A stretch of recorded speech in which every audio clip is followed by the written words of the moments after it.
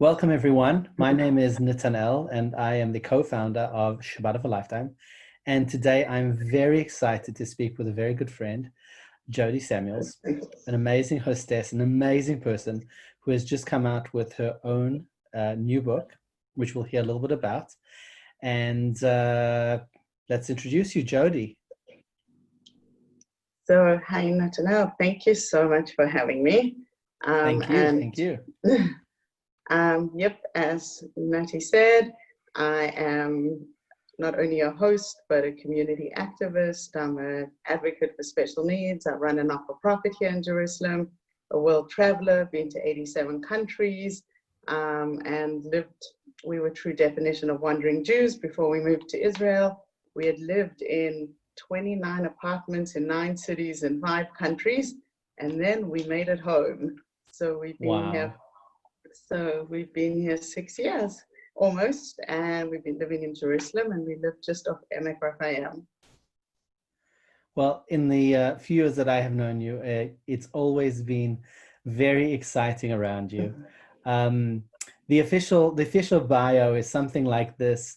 Jodi Samuels is an author. She's a connector, a speaker, nonprofit leader, world traveler, a community activist, special needs advocate, a wife and a mom. Jodi founded Jewish International Connection in order to provide community for foreign Jews in New York. And now she also runs outreach in Israel. Jodi and her husband, Gavin, and their 3 children currently live in Jerusalem, where they host hundreds of people every month for Shabbat meals and events in their home. She is author of Chutzpah, Wisdom, and Wine, Journey of an Unstoppable Woman. Well, guys, that is something you can read on paper, but I personally know Jodi for about 4, 5, 6 years now. Yep. Something like that. And you're an amazing, amazing person. And I'm so excited to hear a little bit more about your book. But before we get to your book, let's hear a little bit about your journey, about how you actually got to the book and the kind of code journey that we've been going through together the last 4, 5, 6 years with Shabbat of a Lifetime. So I guess, you can hear from your accent that you're South African like myself. You live in Jerusalem. I see from your bio here that you were some time in New York. But in conversation with you, I do remember a stop in Australia. Am I right? Yeah, we've lived. So I basically met my husband in my gap year after high school on a street corner in Jerusalem. He was lost and he said, "Do you speak English?" And I said, "Yeah," like a good South African. And we started talking, and he likes to say he picked up his wife off a street corner. And I've been giving him directions ever since. But there was many years, exactly. And there was many years ago, but we connected immediately. And one of our first dates, I told him that I wanted to have hundreds of Shabbat guests every single week. Wow. And I told him I want to have an open home, open door policy. And he said, I think it was like our first or second date, he said, "Me too." So we agreed on that. And then we decided we wanted to move to Israel. But Gavin had just finished, well, he was actually still in medical school when I met him, and he had huge student loans. And for those who don't know, the South African currency is very weak. And at the time, there wasn't many jobs for doctors in Israel and no opportunity to pay off loans. So we thought we'd live for 2 years in these outback places where doctors can work, earn good money.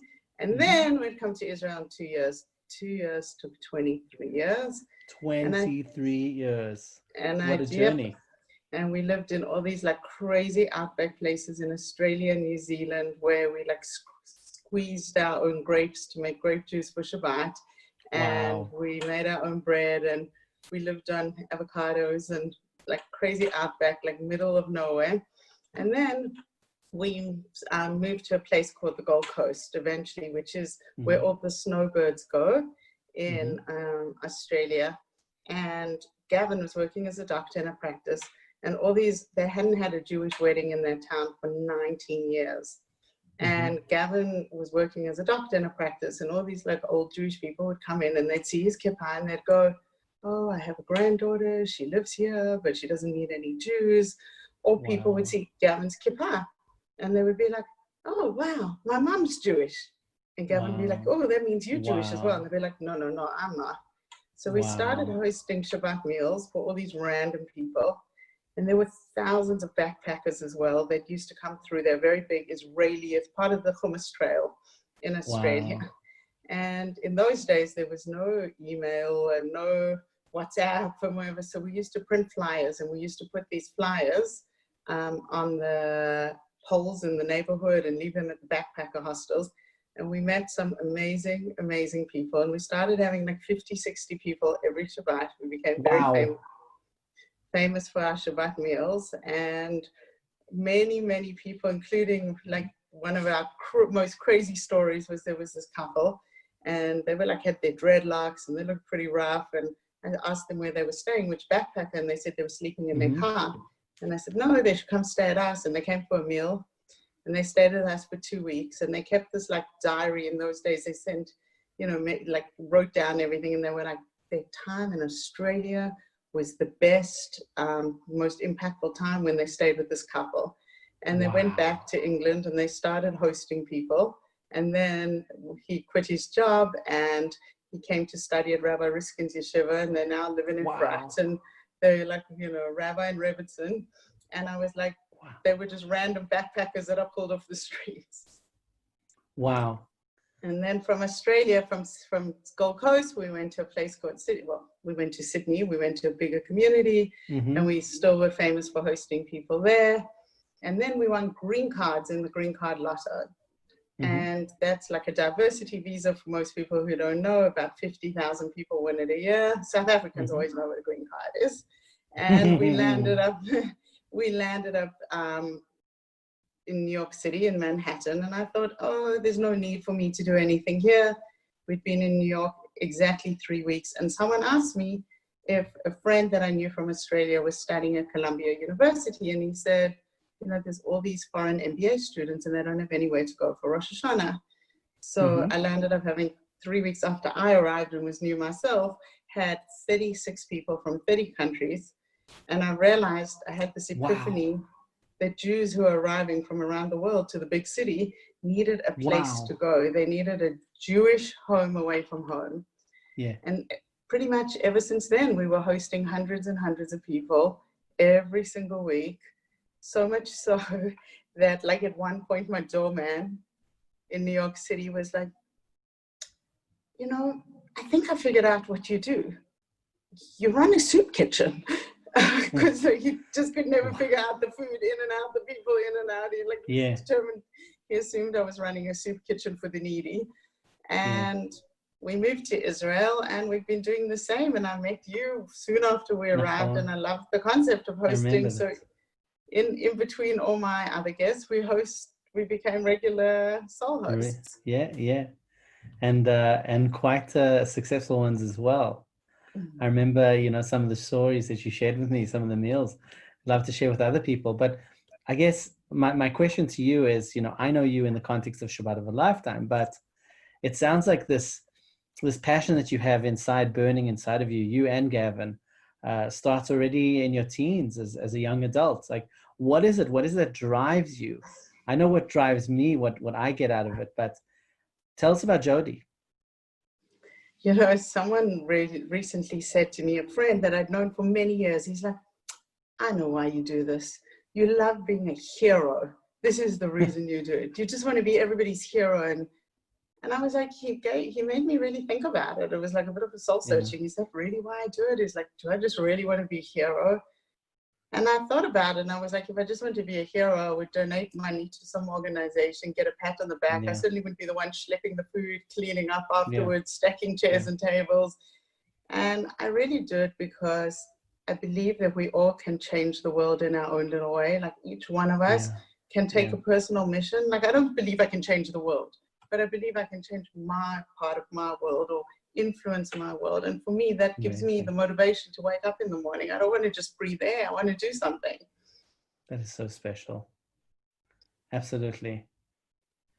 So share some crazy stories. One of our first and most impactful experiences was we were like really new hosts, and we landed up hosting a union of Canadian construction workers. It was like a group of Yeah. construction workers. They came out on a fundraising mission. The head of the union knew someone who had made Aliyah. He was his co-head, and he came and they raised money and they brought hundreds of thousands of dollars to support programs in Israel. But what had happened was two of the people in the group were actually Palestinians, and they didn't want to come for the meal. And the guide told me that when they said they didn't want to come to a settler's house, the guide assured them the settlers don't live in the German colony. And we landed up having this incredible meal where they were doing l'chaims and everybody was crying. And they said they'd never, ever had, like the woman said, she left Israel and the only time she had ever seen an Israeli was a soldier. And, you know, men had maybe been more exposed. And she was like, this is the most impactful. And I always thought you guys were so full of hate. And she's like, and there we are singing songs of love and peace and journey, messages of brotherhood. And so that was like one of our first Shabbat experiences. And we saw the power. That group also arrived. There were 33 of them. They came with 33 bottles of wine. We thought, great, jackpot. We are going to have so much wine. They drank all 33 bottles of wine. So if I'm not mistaken, I think we sent you between 6 or 11 bottles as well. But they didn't send, they didn't bring Tepperberg. They all brought Castile. Each bottle had like 110 shekel price range on it. So anyway, so there was such an amazing experience that I think that got us hooked. But we also, you know, I think I once told you the story that when my daughter was applying to get into school, so initially she didn't get into Hartman Girls, and she really wanted to go there. And it took a little bit of knowing and who's who to get an interview. So we got an interview, we walk in there, and the first question they ask her, there's like the Yoetzet there and the Menahelet and a whole group of people. And the first question they ask her is, if you could be a character in the Bible, a female character, then who would you be? And she says, Sarah. And you almost feel there's like a, in the audience, like, couldn't she come up with someone more obscure? You know, she knows she's coming to this like woman's learning place. And they said, why do you want to be like Sarah? And she goes, well, and of course at the time she's like, I think she's 11, 12. She goes, well, when I grow up, I want to be like my mom. One week we host evangelical Christians. Next week we host Swedish pastors. The week after we host East German politicians on a fact-finding mission. And then we host intermarried families, and sometimes we even host modern Orthodox singles trying to get married. And they just looked at us and they were like, who are you guys? And it was, and they said, okay, great. And it was like within 2 minutes, they said accepted. So we thought that was an interesting story. And I think one of our most crazy stories was, we had moved into our apartment and we were moving in on the 1st of September. Nati sends me, and anybody who knows Nati sitting right here, how persuasive he can be. There was this Chinese group who always wanted to come to our house. The Chinese were always adamant, and they only wanted to come to us. And I get this message that they want to come. And I'm like, well, we just arrived back that week and we're moving into a new apartment and we're starting renovations. Nati's like, please, they really want to come to you. So I was not sure, and I was like, okay, let me see. On the Tuesday I sent a photo through and it shows there's like plastic sheeting everywhere, and I'm like, I just don't think this is going to work.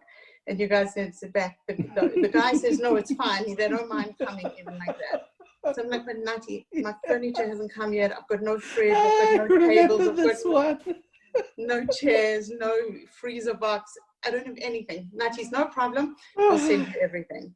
So the stuff arrives and we get tables and we get chairs and we get benches, and they send us ice boxes with ice and weight stuff and hot plates, everything. And of course, Gavin's now on an overseas trip. He's coming back, like he walks in just into the 36 minutes. We're running like crazy people. These wait staff arrive late. And as one of them plugs the hot plate in, pop, the electricity goes. And we're like, oh my gosh. And like they were doing the renovation. We didn't even know where the electric box was. We couldn't figure out how to get it. These Israelis were, thank God, they were quite like, they were able to figure out how to try warm the food. We lit every tea light candle we had. And quite soon after, the Chinese arrived. And I met them outside. And I had to explain through the interpreter that you know, we don't have any electricity. We like don't actually have furniture. We don't have anything, and we don't even have electricity. But I told them we had like warm hearts and big hugs to share with them. And I explained how this is thousands of years of Jewish history.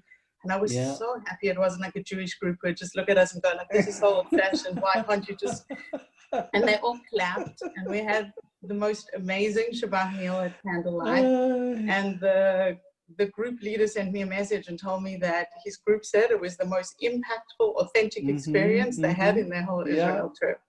I remember that we had some war stories. I think what is so unique and so special about this is that, as crazy as these stories sound, they're actually quite typical. This is what we all experience as hosts. And, you know, the hosts, the families are just such special people. And to be able to bring in people from all over the world and just share that light is truly, truly a gift. Wow. It's so powerful. It's so incredible. Wow. I always think to myself, like, these people are gatekeepers, decision makers, influencers, often very well connected people. And each one of them, you know, goes back and has a different perspective of Israel and of Judaism and what a Jewish family is. And, you know, so one of my friends always jokes, he works for the government, and he always says it takes 2 South Africans living in Israel to be hosting Chinese businessmen and influencing Israel's foreign economics for the Chinese investments. And it's like, you know, it's a crazy story, but it's true. It is so true. We really are, in a way, ambassadors for the Jewish people. You know, one knedlach at a time. It's very, very powerful. Yeah. So, you know, there's over 200 families in the Shabbat of Lifetime community. And I know them all. I've been in their homes, you know, I know them as friends. But, you know, your hosting, honestly, is very special. What is your secret sauce? What is your secret sauce for the other Shabbat of a Lifetime hosts, or for just anybody that's watching or listening to this somewhere out there and, you know, wants to kind of inspire or rekindle, you know, that Shabbat flame in their lives? So firstly, you have to just believe in the mission. Like, I truly, truly believe that you can impact people. And you know what? I didn't grow up religious, neither did Gavin. And one of the first things that impacted me was when I was invited to families and I saw like the kids stand on a chair and say about Torah, or I saw people sitting around the table, and it was like so normal. And that left such a lasting impression on me. And I always think about, never mind Hasbara and Israel and how you can change the economic policy of Chinese investment, but even just at a like really basic level, people come and they see genuine, authentic experience. That's what people are craving, not something with a marketing filter. And when they come to your home, it's such an opportunity just to let people have a window, not into only our personal soul as a family, but is into the lives of like a Jewish family. And it's so powerful, and it can break down so many, so many stereotypes. And even those who come positive, it's still, it sends them back like inspired and recharged. And it's such an opportunity to have amazing, meaningful conversations. So that's where I'll get to like some of my points. So firstly, believe in the mission and know that you are a change agent every time in your family, not just me, not just my husband, but my kids. And I always try and know my audience, because if you know your audience, you know, you can figure out what hot buttons are. So always like, we get these very limited information from SOAL, like, I don't know, a group of international Singapore business students. And from there, I'm supposed to guess exactly what they're But I do make a point as soon as they arrive to find out who their leaders are. And I find out where they've been, how long they've been in Israel, how many of the people in the group are their first time, what was the motivation of bringing them. Because when I understand that, when you know that you're going to have a group of Stanford students, international relations students who are coming on a fact-finding mission, or East German politicians on a fact-finding mission, and Friday night dinners at Samuel's and lunches in Gaza, you know that you're going to have a different kind of conversation than if you have evangelical Christians or a Chinese group who's coming to understand Jewish values. So each group, if you know what their hot button, and then that's when they sit down, so most of you probably don't host 40 or 50 people. So we actually have multiple tables and everybody's spread around. I don't think we've ever had a small group. So I can't actually tell you what a small group of soul looks No, like. you've never had a small group. But when we have these big groups, immediately we stand up, one of us, Gavin and I, and the first thing we tell them, we say like Shabbat Shalom, and we say, we are so happy you're here because we love hosting. You've given us the opportunity to meet new people. We tell them we have the opportunity to travel in our living room, and that we've been to 87 countries and we love hosting and we love traveling. So immediately they go from like, I wonder why these people are hosting, what's their agenda, you know, how do I have to behave? You like just break the ice immediately. True. So you have to just like disarm them with warmth and kindness and smiles, and my kids are all there smiling. And that's actually really important. We let our kids sit not with us, but amongst the guests. They want to meet. And my kids love meeting people, and it's really great for the people. So we never sit as a family, all of us, like in one spot. We always have the kids connect. Then we keep explanations short. And I remember when I was becoming religious and I would go to families' homes in like Jerusalem, Chef Sadel would sit you, and sometimes they would just go on and on and on. And I like had no clue what they were talking about anyway. So we keep it short, sweet, make it relevant, keep the show on the road. So just enough that they get a taste and not go like, oh my gosh, how long is this conversation going to go? Nothing we ever say is long. Then when while people are washing and then we always schmooze and we make sure we like it just as friendly as we can be. When they sit down, I always break the ice because people are always a bit hesitant to eat. And I always say to them, I explain to them what the food is, and I always use the skog as an example. And I say, this is only for real men and real women. Anybody brave enough to try it? And there's always like someone who, you just break the ice. And it's the same thing when the soup comes out, especially if it's chicken soup. I'm like, guys, you've all been in Israel. You're all trying to understand Israel and the culture and Jewish people and how we've survived. And you've gone to Yad Vashem. And I said, but you know what? Now you're tasting the real, real key to Jewish survival. But I make jokes like that, and it just arms and like relaxes the whole thing. And the wine. Don't forget the wine. Well, that's what I'm getting to. So we tell people that the most important thing at our meals is wine. And if you notice my book, Chutzpah, Wisdom and Wine, there's a lot of theme of wine. And I actually believe that, I mean, yes, wine is a great opportunity to get people to like lower it a notch and relax. But I also think there's like something very spiritual about wine. People have it and they like absorb the atmosphere. And even when we have groups that don't drink wine because of religious reasons, I tell them they're not exempt from making l'chaims. So I explain to them that a l'chaim means to life. And I say, as Jewish people, we've been through so much and we're living in Israel and we say to life to everything. And I say, everybody in this room is going to be a volunteer or victim, but at some point we're going to all make a l'chaim. You can make it on water, you can make it on grape juice, you can make it on wine. But I insist on l'chaim. So even if they're a non-drinking group, they still drink water l'chaims, or grape juice l'chaims. But it immediately gets people engaged. So we do the courses. In the first course, once they've eaten and they've got a little bit of food in their stomach and they're not so anxious, we ask for volunteers to make a l'chaim. And it really connects the groups when they stand up and, I'm very strict on l'chaims, they're not allowed to be more. I told them it can be as long as a tweet. So if it's longer than a tweet, like how Twitter cuts you off, so because you don't want anybody going on and speaking about 4 hours. So we set the agenda, make sure the l'chaims are, and I tell them we're not listening to stories, we're listening to a l'chaim, and they go around and they do it. And then we have a few l'chaims, and then we go to the next course, and we break up first course, and then we have fish. And then during fish, we make more l'chaims, and we make sure they're singing. And even if they can't sing, then my husband will say to them, you know what, a niggun is a way you connect, and he gives a little thing about words, and then we just get everybody and whether they're from on the table.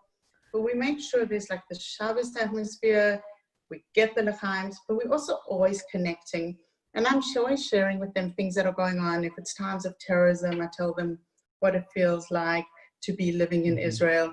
It could be groups that are explain to them where we live, Emigrafa'im, that it has historical significance, and we live True. in the German colony, and how it has like True. modern historical significance. And here we are, true wandering Jews that made it through all these countries to be back home, and we arrived, as the prophecies say, on the wings of an eagle, and from all corners of the world. And I really bring in like contemporary, I bring in Torah, we make it singing, we make l'chaims. The other thing, when I say about kids, each of my kids speak. Whether they want to or not, they cannot get out of speaking. They can speak for 2 minutes, but it impacts people so much when they hear the children. It's one of the most powerful moments in the whole Shabbat. So much. They have no choice. They have to speak. And I also make sure that the Melavim make the Chaims, because it's their opportunity to meet Israelis as opposed to us Olim. And just wait, for people that don't know about this Shabbat of a Lifetime setup, so normally joining the families are 1, 2, sometimes even 3 Israeli students that are probably in Hebrew University or something like that, and they join us for the meal, and they become extended parts of our family for that hour, 2, 3 hours, and that's what we call them. Melavim in Hebrew means literally escorts. They're extended parts of our family, and that's what Jodi's speaking about. Yeah, and I think it's very powerful not only to hear from the host, but to hear from local people. And one of the things I always do, if they're coming by bus, or I always ask the driver if they want to come. And sometimes we've had Israeli bus drivers, and on occasion even the Arab bus drivers will join us. True. And it actually breaks, like usually the group are so impressed that I've invited the driver. Yeah, of course. And the driver, they don't always come, but I always offer them. And sometimes they make l'chaims, and sometimes they're the most emotional, because they were expecting to like just sit in their bus and snooze for a while. And like the last thing they ever thought they would do was come to like a dati, a religious family for a Shabbat meal ever, or a Jewish family for that matter. So sometimes it just brings in some like interesting angles to the whole thing. And one of the questions I always ask the groups, I say, is Israel different to the Israel you thought from BBC or CNN? And then automatically gets the discussion going, because they only have to have been in Israel 24 hours and they already know it's not the same as what the news. Well, so they didn't expect hummus for breakfast, hummus for lunch, hummus for dinner. Yes, exactly. And hummus in the toothpaste. And they also think that you're going to be like, only see soldiers. They're always like shocked that people sit on beaches and outdoor cafes and look happy. And everything is the desert. So, and then when they do, we give them an opportunity to ask questions, and we answer very honestly. So when people ask me like, how was it moving to Israel? Was this always your dream? I never give the Aliyah Shaliach speech only. I only expect you to give the Jodi answer. And we tell them the truth. You know, we let them know how difficult it was, why it was important for us to make the decision. But I really think people appreciate authenticity and honesty, because it's easy to go, you know, we're Jews and we like been dreaming about this for thousands of years and we live here. But you know, they can play a YouTube video and hear that also. They're in my home, and this is an opportunity for them to connect with real people, real challenges, the good, the bad, the ugly. Sometimes we have groups who challenge us, especially these university groups, about Israel and politics. And that's okay. We're okay for them to challenge us. Well, look, one of the things that, you know, someone that is going to be watching this in a year from now, or 10 years, or maybe even 100 years, someone will find an archive, something that is maybe just different for anybody watching another time, is that we're in the middle of this Corona season, in this crazy time in human history, especially in the 21st century. Suddenly just everything has stopped. And for the last 4 or 5 months, really, we haven't seen any guests. And, you know, several hosts have turned to me, you know, expressing how much they miss it. And I've seen, you know, on Facebook and on social media, people just sharing their feelings. And we've been receiving, you know, videos and messages from guests that, you know, that they so miss that experience of just meeting people in a genuine way, exactly how you described it. So, you know, what does post-corona look like for you? I dream about the day that I can travel my living room with all my guests again. I really dream about that. And some of our dearest friends were actually guests. I mean, we've had people who've come for my children's, like bat mitzvah and bar mitzvah, because they were guests that came to our table, and like, you know, we formed such a good relationship with them that they've like literally kept in touch with us, so much so that they wouldn't miss the family somehow. And I miss those genuine relationships. But I also think that there's so much opportunity to connect with people even in Israel.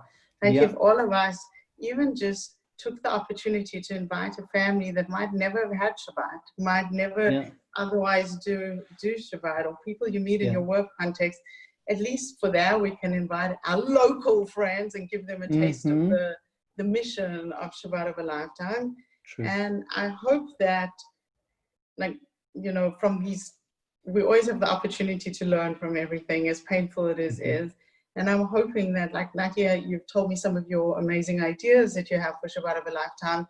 And hopefully that you'll one day resume all the tourists and the travel, and these other ideas which are emerging in response to Corona will also be an opportunity to use the power of this host community to reach people, because you have so many, like, I'm always amazed at how many amazing people are part of this community, people who are so accomplished, each one in their own right, and successful, and so much to give, and like to take the power of that. And maybe, you know, we never realized we'd be doing so much on Zoom, but there's an upside to it, because we can transport the power of this community outside of Shabbat meals. Amazing. Absolutely. So you've shared really nothing, very, very little about your book. Share a little bit about this journey, this book that you wrote. So I've been writing a blog for many years on a blog called Metro Ema that was very popular. And I think you're getting the vibe that the way I like present myself and talk is like Jodi unfiltered. And I think what people really appreciated with my book was my blogs, was the fact that it was real life. There was no rose-colored spectacles. There was no marketing filter. It was when I hated Israel, it was a hate, like, you know, why? And when I loved, it was loved. And when I'm dealing with my daughter with special needs, it was like the raw pain I was feeling, or the exhilaration at her successes. And people really appreciated the fact that it's live and real and unfiltered. And for 3 years, I had a plan. I had in my calendar Monday and Wednesdays I was doing Alpine, and Tuesdays and Thursdays I was writing my book, but nothing happened. And I just didn't really make any progress. And then last year, the person who was my mentor, who, like a religious old woman who had really influenced my journey so much, passed away.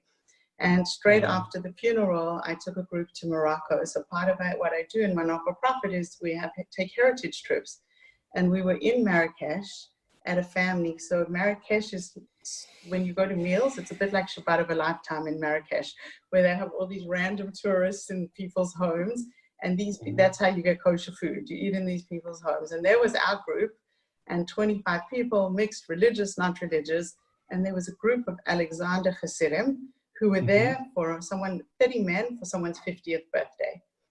And I decided, because I always make l'chaims, that I need to make l'chaim on Shabbat. So I stood up in front of this like completely diverse group. There was some random like individual tourists, my group, and the Hasidim.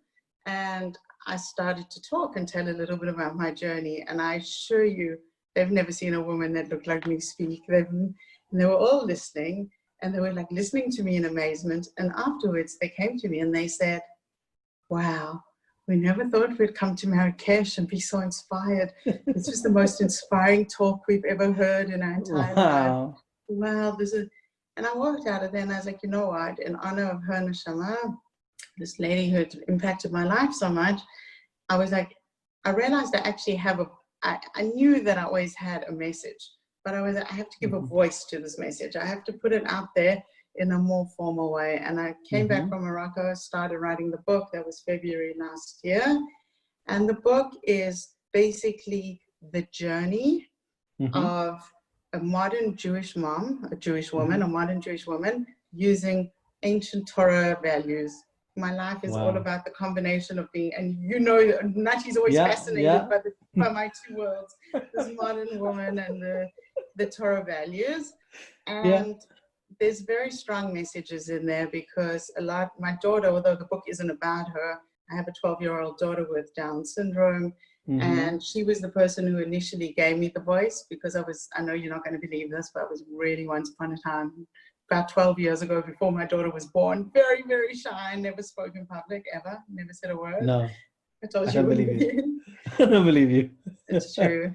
And that's actually when I started having to drink wine. When I went to speak publicly, I had to have some wine just to get through it. And then I realized the power of wine, but I really was shy. And my daughter gave me a reason to claim my voice. I became Mama Grizzly over my fights for inclusion. And along the way, I also realized that as much as she was my inspiration, she was teaching me so many messages. And one of the powerful messages in the book is that life does not have to be perfect to be wonderful. Yeah. And another very strong message in the book, and I think it applies to all of us going through COVID now, it's about pivoting in the face of challenge. Yeah. And we're all facing that. And when the concept in the book is, you know, we're all given cards in life. We all dealt cards. Right now, we've all been like, you know, bamboozled by the new deck of cards that we've been given because we all thought we knew which ones we had, but now we've been given a new set of cards. But it's about like in life, we're all just given a hand. We dealt a hand. And so many of us spend so much time trying to be what we're not or figuring out what we're meant to do. And this is about taking the cards you're dealt and making your life and making the best of it and pivoting in spite of challenges and going to be unstoppable. Yeah, that's and Jodi. The message. Amazing. That is exactly Jodi. Wow. So wait, so has it been published? Where can we buy it? Is it in stores, Amazon? Yes. So the book is available for those who have access in the US in print version in Amazon.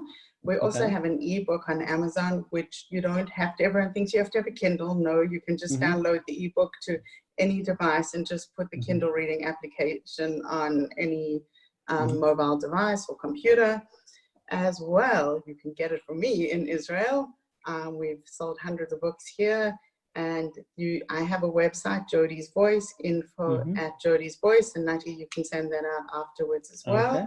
So info at Jodi's Voice to buy the book, or Amazon, and you can ask Nati as well, and we will make sure you get your signed copy. I'll even autograph it in case one day it's valuable in Sotheby's or Christie's. So, I'm looking forward to reading your book now. It's a little taste of a very special woman on a very special journey. And it is my uttermost pleasure to be on this journey together with you. Thank you. Thank you so much for sharing your time, sharing your stories, and sharing your home, opening up your home and your special family and just yourself. Our pleasure. We love really it. It drives us. Amazing. Any message for anybody watching to take home with them? Yep. You can all go be unstoppable. Take all those yearnings you have as a soul host, put it to good use and invite someone to your home, reach out, share something on Facebook that's positive, share something about Israel. Each one of us can be unstoppable and change the world in our own little way. God bless you, Jodi. God bless us all, and God bless this world with health and happiness. Thank you for being the light that you are, and thank you for sharing your time. Thank you, Nati.